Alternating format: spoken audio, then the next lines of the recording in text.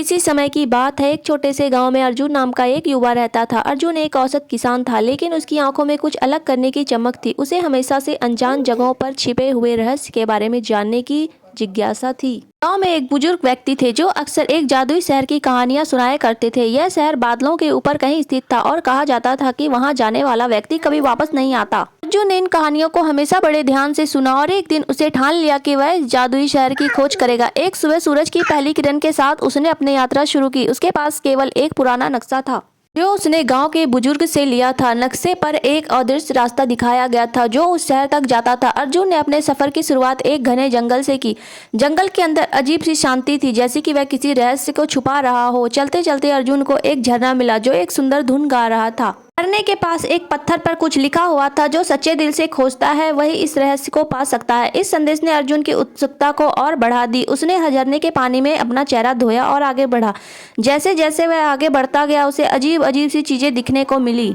कभी कभी उसे ऐसा महसूस होता कि कोई उसे देख रहा है, लेकिन जब वह मुड़कर देखता तब वहां कोई नहीं होता। कुछ दिन बाद उसे पहाड़ की चोटी पर एक गुफा दिखाई दी। गुफा के अंदर उसने एक प्राचीन किताब पाई। किताब में उस जादुई शहर के बारे में लिखा हुआ था। उसमें बताया गया था कि शहर तक पहुंचने के लिए उसे पहाड़ की चोटी से कूदकर बादलों की ओर जाना होगा। यह सुनकर अर्जुन के दिल में डर और उत्साह दोनों ही थे। अर्जुन ने अपनी सारी हिम्मत जुटाई और पहाड़ की चोटी से कूद पड़ा। जैसे ही वह बादलों के पास पहुंचा, उसे एक अजीब सी रोशनी महसूस हुई। जब उसने अपनी आंख खोली तो वह खुद एक अद्भुत शहर में पाया। यह शहर बादलों के ऊपर तैर रहा था और उसकी इमारतें चमक रही थी जैसे वे किसी और ही दुनिया में हो। शहर में प्रवेश करते ही अर्जुन की मुलाकात एक रहस्यमय व्यक्ति से हुई। उसने खुद को उस शहर का रक्षक बताया और अर्जुन उसकी यात्रा के बारे में पूछा। अर्जुन ने अपनी कहानी सुनाई और कहा कि वह इस शहर के रहस्य को जानने आया है। शहर के रक्षक ने कहा, यह शहर केवल उन लोगों के लिए है जो सच्चे दिल से इसे खोजते हैं। यहाँ का हर एक व्यक्ति अपने अंदर एक विशेष गुण रखता है। अर्जुन ने शहर के विभिन्न हिस्सों का दौरा किया और वहाँ के लोगों से मिला। उसने देखा कि वहाँ के लोग बेहद खुश और संतुष्ट थे। शहर में कुछ दिन बीतने के बाद अर्जुन को एहसास हुआ कि इस शहर का असली रहस्य लोगों की सच्चाई और उनके गुणों में है। उसने वहां से लौटकर अपने गांव में इस अद्भुत यात्रा की कहानी सुनाई। गांव वाले उसकी साहसिकता और खोज से प्रभावित हुए। अर्जुन की अद्भुत कहानी यह सिखाती है कि सच्चे दिल और दृढ़ निश्चित के साथ की गई कोई भी यात्रा असंभव नहीं होती। यह कहानी हमें प्रेरणा देती है कि हम अपने सपनों की खोज में कभी भी हार ना माने। अर्जुन के गांव लौटने के बाद उसकी जादुई शहर की कहानी पूरे गांव में फैल गई। लोग उसकी बहादुरी और अनुभवों की प्रेरित हुए। अर्जुन ने गाँव के बच्चों को उस शहर की कहानियां सुनाई शुरू की, जिससे बच्चे में भी जिज्ञासा और साहस का संचार हुआ। लेकिन अर्जुन की यात्रा यहीं समाप्त नहीं हुई। जादुई शहर से लौटने के बाद उसने महसूस किया कि उसकी समझ और दृष्टिकोण में गहरा परिवर्तन आया है। अब वह केवल एक किसान नहीं बल्कि एक अन्वेषक बन गया था।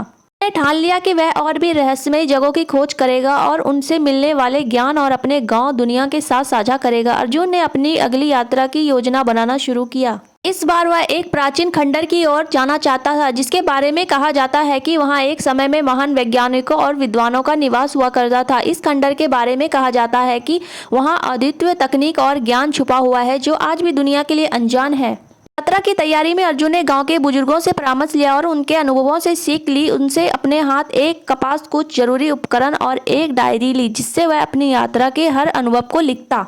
इस बार उसके साथ कुछ युवा साथी भी शामिल हुए जो अर्जुन के अनुभवों से प्रेरित होकर उसके साथ इस अवशेषण में शामिल होना चाहते थे। खंडर की ओर यात्रा करते हुए अर्जुन और उसके साथी घने जंगल और कठिन रास्तों से गुजरे। रास्ते में उन्हें कई चुनौतियों का सामना करना पड़ा, लेकिन अर्जुन की नेतृत्व क्षमता और उसका जादुई शहर का अनुभव उसके लिए प्रेरणा बना।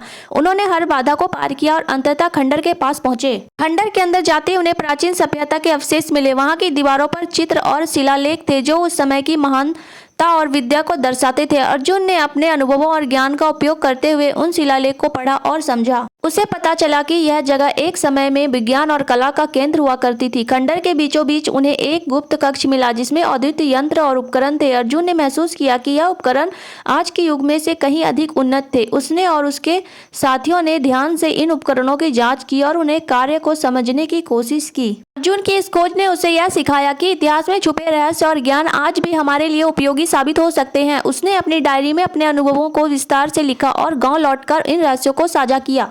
इस प्रकार अर्जुन की हर नई यात्रा उसे नए अनुभव और ज्ञान से भर देती थी। उसकी कहानियां अब सिर्फ उसके गांव तक सीमित नहीं रही, बल्कि दूर दूर के लोगों उनसे प्रेरणा लेने लगे। अर्जुन की यह कथा इस बात का प्रमाण है कि साहस, जिज्ञासा और ज्ञान की लालसा हमें किसी भी रहस्य को उजागर करने की शक्ति देती है। धन्यवाद। अगर मेरी कहानी अच्छी लगी हो तो मेरे चैनल को सब्सक्राइब करना बिल्कुल भी ना भूलें। धन्यवाद।